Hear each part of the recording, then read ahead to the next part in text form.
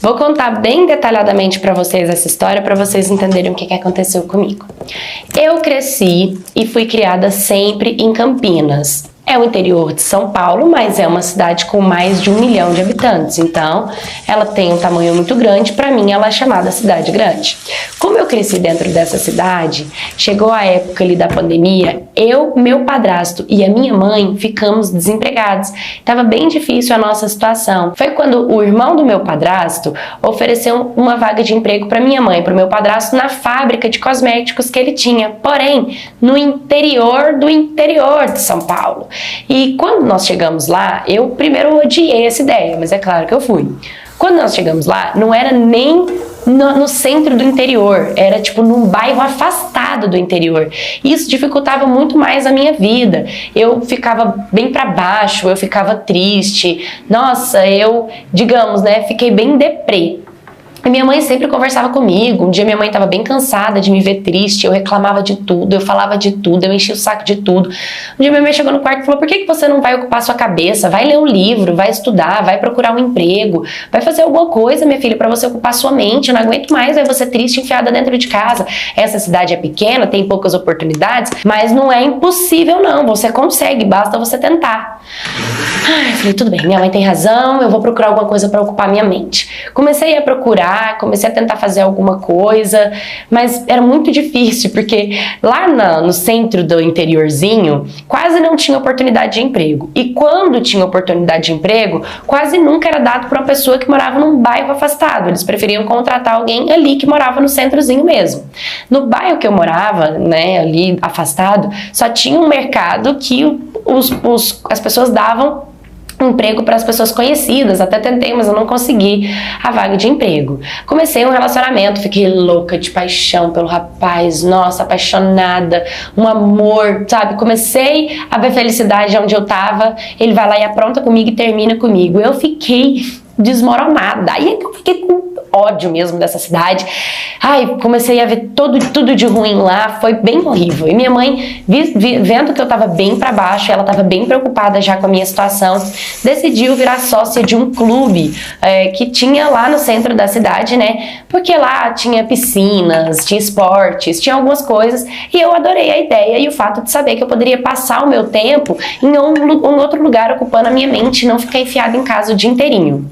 E assim eu fiz. E detalhe, eu sempre falava pra ela que minha vontade futura era de voltar novamente pra cidade grande. E ela queria que a gente tentasse dar certo ali. Então ela virou sócia, né, fez a sociedade, e eu passei a frequentar esse lugar.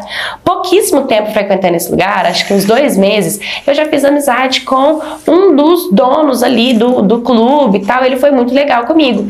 Vendo que a minha família era muito legal e que eu era uma moça da cidade, me ofereceu uma vaga de emprego para que aos finais de semana eu pudesse ficar ali no caixa do clube vendendo e pegando os ingressos, fazendo caixa. Não seria um emprego fixo, mas eu teria uma renda e seria todos os finais de semana. E eu achei o máximo, nossa, eu achei o máximo, porque além de tudo, meus avós moravam bem ao lado do clube, então eu poderia ir dormir na casa dos meus avós nos finais de semana para dormir, ficar perto do meu trabalho, né? E eu comecei até a gostar um pouco mais dessa vida, agora um trabalho novo, ambiente novo, tava bem feliz com tudo isso. Aí, um rapaz começou a trabalhar lá. Entrou um rapaz alto, moreno, bonito, assim, sabe? Moreno cor de jambo mesmo. Bem atraente. E a gente começou a se envolver. Começamos a namorar. E no começo, como sempre, né? Era lindo, era flores. Mas, sinceramente, eu vou pular essa parte do bom e do flores, porque durou tão pouco tempo que não vale nem eu ressaltar o mínimo que foi feito dentro desse relacionamento. Em resumo, para vocês entenderem, quando a gente começou a namorar, eu não podia mais sair na rua, eu não podia mais sorrir, viajar com os meus pais, jamais, porque ele falava pra mim que não confiava em mim, que tipo, eu tinha que ficar próximo dele porque eu era muito dada. E ele ainda falava pra mim que tipo, eu fazia isso, eu sorria pra chamar a atenção dos homens na rua. Então era horrível, ele foi tirando meu brilho, ele foi me apagando completamente, ele foi tirando a minha essência de mulher. E eu sabia que eu era assim porque eu sempre fui assim. Eu sempre fui uma menina simpática, uma menina educada, uma menina alegre, uma menina sorridente, sabe? Uma menina que sabe conversar, que sabe entrar e sabe sair. Esse era o meu jeito natural. Exatamente por isso que eu consegui o cargo que eu consegui ali no clube, sabe? E acabou que ele foi usando isso totalmente contra mim. Ele falava que isso era muito feio, uma mulher assim. E como os meus pais sentiam que o meu brilho estava sumindo, que eu já não ia mais numa viagem porque meu namorado não deixava, né? Os meus pais foram ficando preocupados comigo. Cara, ele chegava na minha casa e ele não ia embora. Ele ia embora na hora que ele achava que ele tinha que ir. E às vezes ele ficava lá, era 11 horas da noite, a gente estava cansado, os meus pais acordavam cedo para trabalhar. Então a gente tinha o hábito de dormir cedo e ele ficava lá, sabe? E várias vezes os meus pais falavam pra mim, olha, minha filha, meus pais não, minha mãe e meu padrasto, né? Mas eles falavam pra mim, olha, esse rapaz, ele não é pra você, olha o jeito que ele te deixa, olha o estado você fica quando ele vai embora, você não é você nunca foi uma menina calada, séria, triste, pra baixo, né? Mesmo quando eu tava naquela parte, daquele sufoco do começo da história, de odiar a cidade, reclamar de tudo, mesmo assim, isso não mudava o jeito que eu era diariamente, a energia que eu fazia as coisas, a disposição que eu tinha para as coisas, né? Então, por mais que eu tava infeliz, isso não me impactava como o relacionamento me impactou. E muitas vezes, quando eu fui conversar com ele, era assim que ele agia. Quando eu tinha fôlego para conseguir falar com ele, ele fazia isso. Cara, você é tonta. Você tá acreditando nos seus pais. Sinceramente, você merece os seus ex mesmo. É quem fez o que fez com você. Você não me merece. Você é muito bobinha. E isso fazia com que me desse um impacto tão grande que eu perdi as minhas falas. Eu perdi os meus argumentos. Eu não conseguia conversar com ele por conta de como ele reagia comigo. E isso me fazia muito mal e me fazia ficar calada e chorando. Ele vinha, ele pegava e falava assim, você precisa entender que eu te amo. Você precisa entender que eu te quero, você precisa entender que você é a mulher da minha vida, mas pra gente dar certo você precisa mudar. E eu ficava sempre nessa questão de tipo, quem sou eu, o que eu gosto, quem eu sou. E aquilo foi ficando cada vez mais confuso na minha cabeça. Eu não podia usar uma saia acima do joelho, que era motivo de briga. Eu não podia usar uma blusa colada, que era motivo de briga. Maquiagem. Nossa, um dia, eu comprei um batom maravilhoso. Ele era um marrom. E eu, assim, por ser morena, com a boca carnuda, nossa, quando eu passei o batom, eu fiquei muito bonita. E eu lembro que a gente tinha saído num barzinho e eu fui retocar o meu batom. E quando eu voltei, ele olhou bem pra minha cara e deu uma risada e falou assim, onde que vai ser o circo que a palhaça tá toda maquiada?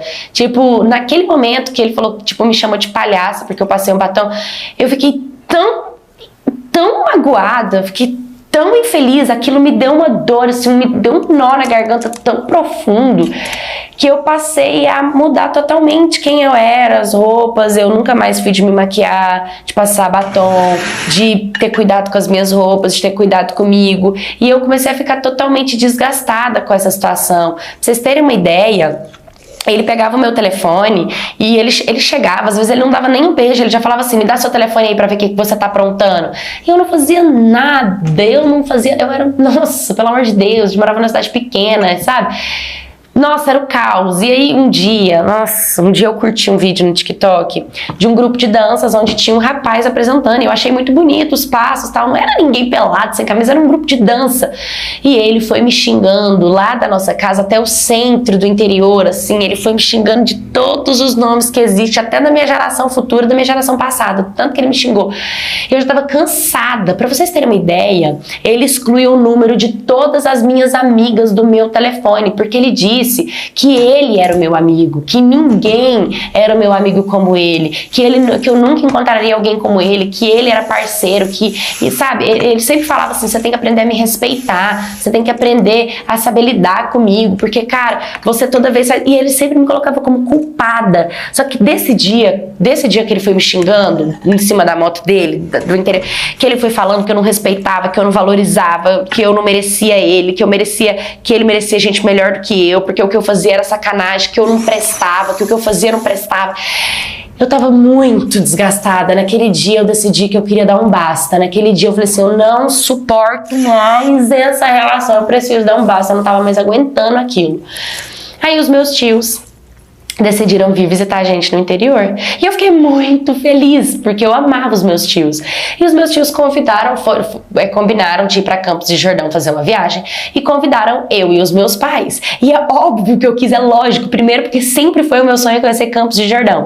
E segundo, porque eu queria ver minha família, estar com a minha família, eu tava com aquele relacionamento pesado nas costas, talvez era uma forma de eu distrair a minha cabeça e eu não tava conseguindo terminar, então talvez se eu saísse um pouco daquela zona, eu conseguiria montar até as palavras para terminar com ele, porque era impossível ter um diálogo sem que ele falasse, sem que ele se alterasse, sem que ele se estressasse, sem que ele me fizesse sentir culpada e que no final ele fizesse com que tudo ficasse tudo bem, né? Então eu tava num ciclo tão doente e foi quando eu fui falar pra ele que eu ia nessa viagem.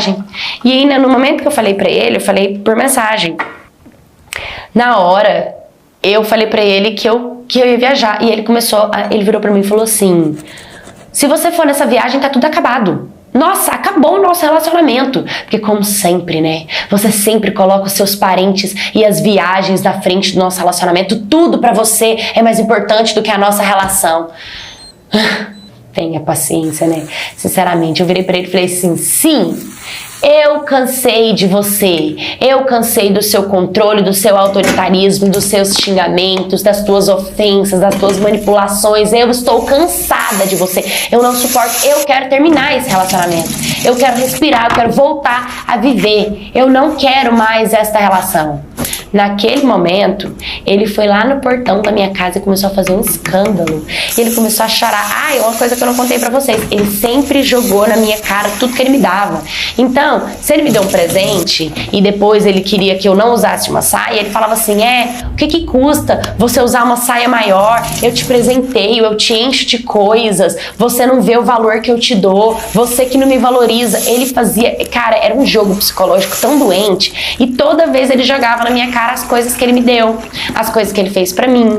E aí, quando ele foi na porta da minha casa, ele começou a falar: como você tem coragem de falar isso pra mim, sua ingrata, você é muito ingrata, tudo que eu faço por você, você nunca deveria falar isso comigo. E aí na hora ele começou a falar: ontem eu te dei um tablet, ele tinha me dado um tablet de presente um dia antes, ele começou a falar: se você não vai ficar comigo, me devolve tudo que eu te dei, sua ingrata. Na hora eu fui lá dentro, peguei o tablet e devolvi pra ele, falei: só vai embora, eu só queria que ele sumisse da minha frente, que ele fosse embora, que ele nunca mais voltasse. E ele continuou falando e me ofendendo. Aí foi quando meu padrasto, né, foi lá fora e decidiu interferir. Começou a falar assim: cara, deixa eu te falar uma coisa, você escutou o que ela tá falando? Ela cansou de você, nós cansamos de você, nós não queremos você na nossa vida, na nossa família, entendeu? Ela tá falando, ela decidiu que ela não quer esse relacionamento mais, segue a sua vida, toca o teu caminho, esquece a minha casa, nunca mais venha no meu portão, se você tiver um pingo de vergonha na cara e respeito pelo homem que você é. Aí ele ficou com muita raiva, pegou o tablet, subiu na moto e foi embora, né? E aí daí em diante eu comecei o meu processo, né, de cura, de ter saído dessa relação, de perceber tudo que eu passei. Porque quando a gente tá dentro de um relacionamento desses, a gente não tem percepção do que tá acontecendo, né? Vai acontecendo, a gente não vê a gravidade, a gente não vê o nível, a gente não vê a profundidade, que é a proporção que isso tá tomando. Só depois de sair da relação é que eu olhei pra trás e falei: cara, o que eu aceitei? Mas é porque era a fase que eu tava, né? Eu acabei me metendo desse relacionamento. Mas graças a Deus, eu segui minha vida, eu toquei meu caminho. Hoje eu tô muito feliz. Hoje eu tenho um relacionamento maravilhoso, saudável, do jeito que eu mereço, né? Digamos que eu sei valorizar muito do que é bom porque eu conheci o péssimo, porque eu conheci o ruim, né? Eu fiz uma faculdade de como é ter um relacionamento doente. E isso com certeza me deixou muito mal. Mas como eu sempre fui uma menina muito feliz, muito alegre, resiliente, eu tentei encontrar o lado bom dentro dessa história e tocar o meu caminho para conseguir atingir a felicidade de estar com alguém que realmente me merece e eu mereço.